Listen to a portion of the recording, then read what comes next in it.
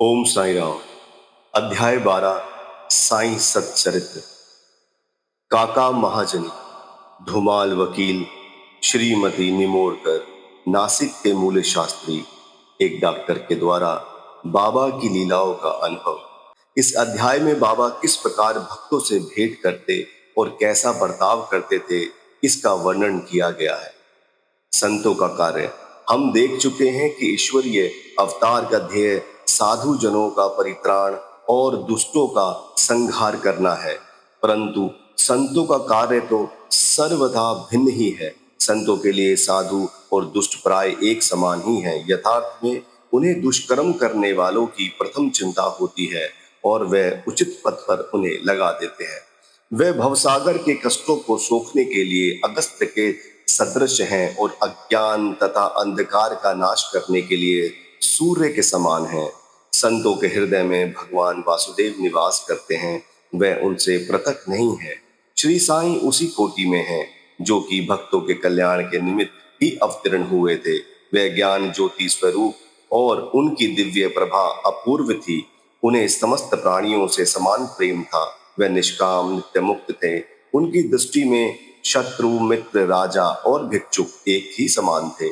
पाठकों, अब कृपया उनका यश स्मरण करें।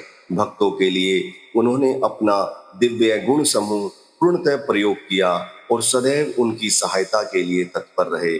उनकी इच्छा के बिना कोई भक्त उनके पास पहुंच ही नहीं सकता था। यदि उनके शुभ कर्म उदित नहीं हुए तो उन्हें बाबा की स्मृति भी कभी नहीं आई और ना ही उनकी लीलाओं को उनके कानों तक पहुंच सकी। तब फिर बाबा के दर्शनों का विचार भी उन्हें कैसे आ सकता था। अनेक व्यक्तियों की श्री साईं बाबा के दर्शन की इच्छा होते हुए भी बाबा के महासमाधि लेने तक कोई योग प्राप्त ना हो सका। अतः ऐसे व्यक्ति जो दर्शन लाभ से वंचित रहे, यदि वे श्रद्धा पूर्वक साईं लीलाओं का श्रवण करेंगे तो उनकी साईं दर्शन की इच्छा बहुत कुछ सीमा तक तृप्त हो जाएगी। भाग्यवश यदि यदि किसी को किसी प्रकार बाबा के दर्शन हो भी गए तो वह वहां अधिक ठहर ना सका। इच्छा होते हुए भी केवल बाबा की आज्ञा तक ही वहां रुकना संभव था और आज्ञा होते ही स्थान छोड़ देना आवश्यक हो जाता था। अतः यह सब उनकी शुभ इच्छा पर अवलंबित था। एक समय काका महाजनी बंबई से शिरडी पहुंचे। उनका विचार एक सप्ताह ठहरने और गोकुल अष्टमी उत्सव में सम्मिलित होने का था। दर्शन करने के बाद बाबा ने उनसे पूछा, तुम कब वापस जाओगे? उन्हें बाबा के इस प्रश्न का आश्चर्य हुआ। उत्तर देना आवश्यक ही था, इसलिए उन्होंने कहा, जब बाबा आज्ञा दें। बाबा ने अगले दिन जाने को कहा। बाबा के शब्द कानून थे जिसका नितांत पालन करना अत्यंत आवश्यक था। काका महाजनी ने तुरंत ही प्रस्थान किया। जब वे बंबई में अपने ऑफिस में पहुंचे तो उन्होंने अपने सेठ को अति उत्सुकता पूर्वक प्रतीक्षा करते हुए पाया। मुनीम के अचानक ही अस्वस्थ हो जाने के कारण काका की उपस्थिति अनिवार्य हो गई थी। सेठ ने शिरडी को जो पत्र भेजा वह बंबई के पते पर उनको वापस लौटा दिया गया। भाऊ साहेब धुमाल। अब एक विपरीत कथा सुनिए। एक बार भाऊ साहेब धुमाल एक मुकदमे के संबंध में निफाड़ के न्यायालय को जा रहे थे। मार्ग में वे शिरडी उतरे। उन्होंने बाबा के दर्शन किए और तत्काल ही निफाड़ को प्रस्थान करने लगे, परंतु बाबा की स्वीकृति प्राप्त ना हुई। उन्होंने उन्हें शिरडी में एक सप्ताह और रोक लिया। इसी बीच निफाड़ के न्यायाधीश उदर पीड़ा से ग्रस्त हो गए। इस कारण उनका मुकदमा किसी अगले दिन के लिए बढ़ाया गया। एक सप्ताह बाद भाऊ साहब को लौटने की अनुमति मिली। इस मामले की सुनवाई कई महीनों तक चली और 4 न्यायाधीशों के पास पहुंची। फलस्वरूप धुमाल ने मुकदमे में सफलता प्राप्त की और उनका मुवक्किल मामले में बरी हो गया। श्रीमती निमोड़कर, श्री नाना साहब निमोड़कर, जो निमोड़ के निवासी और अवैतनिक न्यायाधीश थे, शिरडी में अपनी पत्नी के साथ ठहरे हुए थे। निमोड़कर तथा उनकी पत्नी बहुत सा समय बाबा की सेवा और उनकी संगति में व्यतीत किया करते थे। एक बार ऐसा प्रसंग आया कि उनका पुत्र बेलापुर में रोग से पीड़ित हो गया। उनकी माता ने वहां जाकर अपने पुत्र और अन्य संबंधियों से मिलने तथा कुछ दिन वहीं व्यतीत करने का निश्चय किया, परंतु श्री नाना साहब दूसरे दिन ही उन्हें लौट आने को कहा। वह असमंजस में पड़ गईं। अब क्या करना चाहिए? परंतु बाबा ने सहायता की। शिरडी से प्रस्थान करने के पूर्व वे बाबा के पास गईं। बाबा साठेवाड़ा के समीप नाना साहब और अन्य लोगों के साथ खड़े थे। उन्होंने जाकर चरण वंदना की और प्रस्थान करने की अनुमति मांगी। बाबा ने उनसे कहा, शीघ्र जाओ, घबराओ नहीं। शांत चित्त से बेलापुर में 4 दिन सुख पूर्वक रहकर सब संबंधियों से मिलो और तब शिरडी आ जाना। बाबा के शब्द कितने सामयिक थे। श्री निमोणकर की आज्ञा बाबा द्वारा रद्द हो गई। नासिक के मूले शास्त्री ज्योतिष। नासिक के एक कर्मनिष्ठ अग्निहोत्र ब्राह्मण थे जिनका नाम मूले शास्त्री था। उन्होंने 6 शास्त्रों का अध्ययन किया था और ज्योतिष तथा सामुद्रिक शास्त्र में भी पारंगत थे। एक बार नागपुर के प्रसिद्ध करोड़पति श्री बापू साहब बूटी से भेंट करने के बाद अन्य सज्जनों के साथ बाबा के दर्शन करने मस्जिद में गए। बाबा ने फल बेचने वाले से अनेक प्रकार के फल अन्य पदार्थ खरीदे और मस्जिद में उपस्थित लोगों में उनको वितरित कर दिया। बाबा आम को इतने चतुराई और चारों तरफ से दबा देते थे कि चूसते हुए संपूर्ण रस बाबा के मुंह में आ जाता था और गुठली और छिलका तुरंत ही फेंक दिया जा सकता था। बाबा ने केले छीलकर भक्तों को बांट दिए और उनके छिले हुए छिलके अपने लिए रख लिए। हस्तरेखा विषादरत होने के नाते मूले शास्त्री ने बाबा के हाथ का परीक्षण करने की प्रार्थना की, परंतु बाबा ने उनकी प्रार्थना पर कोई ध्यान न देकर उन्हें 4 केले दिए। इसके बाद सब लोग बाड़े को लौट आए। अब मूले शास्त्री ने स्नान किया और पवित्र वस्त्र धारण कर अग्निहोत्र आदि में जुट गए। बाबा भी अपने नियमानुसार लैंडी को रवाना हो गए। जाते जाते उन्होंने कहा, कुछ गेरू लाना, आज भगवा वस्त्र रंगेंगे। बाबा के शब्दों का अभिप्राय किसी की समझ में ना आया।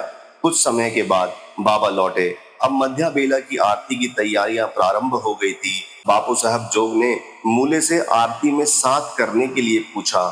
उन्होंने उत्तर दिया कि वे संध्या के समय बाबा के दर्शनों को जाएंगे। तब जोग अकेले ही चले गए। बाबा के आसन ग्रहण करते ही भक्त लोगों ने उनकी पूजा की। अब आरती प्रारंभ हो गई। बाबा ने कहा, उस नए ब्राह्मण से कुछ दक्षिणा लाओ। बूटी स्वयं दक्षिणा लेने को गए और उन्होंने बाबा का संदेश मूले शास्त्री को सुनाया। वह बुरी तरह घबरा गए।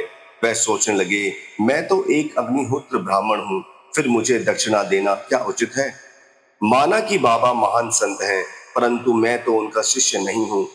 फिर भी उन्होंने सोचा, जब बाबा सरी के महान संत दक्षिणा मांग रहे हैं और बूटी सरी के 1 करोड़पति लेने को आए हैं, तो अवहेलना कैसे कर सकते हैं? इसलिए वे अपने कृत्य को अधूरा छोड़कर तुरंत बूटी के साथ मस्जिद को गए। वे अपने को शुद्ध और पवित्र तथा मस्जिद को अपवित्र जानकर कुछ अंतर से खड़े हो गए और दूर से ही हाथ जोड़कर उन्होंने बाबा के ऊपर पुष्प फेंके। एकाएक उन्होंने देखा कि बाबा के आसन पर उनके कैलाशवासी गुरु घोलप स्वामी विराजमान हैं। अपने गुरु को वहां देखकर उन्हें महान आश्चर्य हुआ। कहीं ये स्वप्न तो नहीं? नहीं नहीं, यह स्वप्न नहीं, मैं पूर्ण जागृत हूँ। परंतु जागृत होते हुए भी मेरे गुरु महाराज यहाँ कैसे आ पहुंचे? कुछ समय तक उनके मुंह से एक भी शब्द ना निकला। उन्होंने अपने को चिकोटी ली और पुनः विचार किया, परंतु वह निर्णय ना कर सके कि कैलाशवासी गुरु घोलप स्वामी मस्जिद में कैसे आ पहुंचे। फिर सब संदेह दूर करके वे आगे बढ़े और गुरु के चरणों पर गिरकर हाथ जोड़कर स्तुति करने लगे।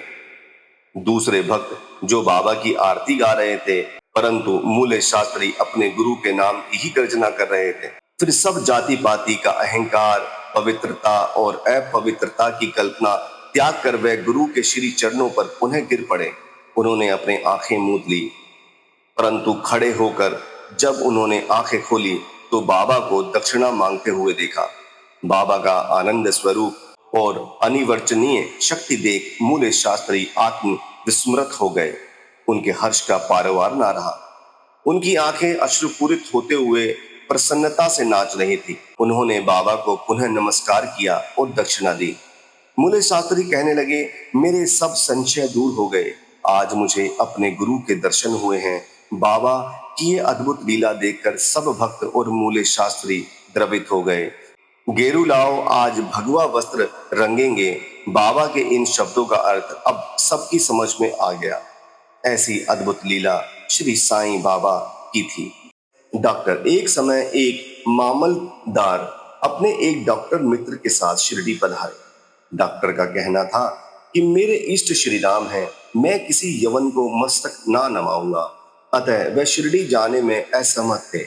मामलदार ने समझाया कि तुम्हें नमन करने को कोई बाध्य ना करेगा और ना ही तुम्हें कोई ऐसा करने को कहेगा, अतः मेरे साथ चलो, आनंद रहेगा। वह शिरडी पहुंचे और बाबा के दर्शन को गए, परंतु डॉक्टर को कि सबसे आगे जाते देख, बाबा की प्रथम चरण वंदना करते देख सबको बड़ा विस्मय हुआ।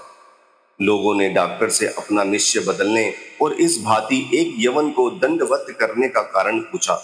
डॉक्टर ने बतलाया कि बाबा के स्थान पर उन्हें अपने प्रिय इष्ट देव श्री राम के दर्शन हुए और इसलिए उन्होंने नमस्कार किया। जब वे ऐसा ही कर रहे थे, तभी उन्हें साईं बाबा का रूप पुनः दिखने लगा। वे आश्चर्यचकित होकर बोले, क्या ये स्वप्न है? ये यवन कैसे हो सकते हैं? अरे अरे, ये तो पूर्ण योग अवतार है। दूसरे दिन से उन्होंने उपवास करना प्रारंभ कर दिया। उन्होंने प्रतिज्ञा की, जब तक बाबा स्वयं बुलाकर आशीर्वाद नहीं देंगे, तब तक मस्जिद की मैं सीढ़ी कदापि ना चढ़ूंगा। इस प्रकार 3 दिन व्यतीत हो गए। चौथे दिन उनका एक इष्ट मित्र खानदेश से शिरडी आया। वह दोनों मस्जिद में बाबा के दर्शन को गए। नमस्कार होने के बाद बाबा ने डॉक्टर से पूछा, आपको बुलाने का कष्ट किसने किया? आप यहाँ कैसे पधारे? यह प्रश्न सुनकर डॉक्टर द्रवित हो गए। उसी रात्रि को बाबा ने उन पर कृपा की। डॉक्टर को निद्रा में परमानंद का अनुभव हुआ।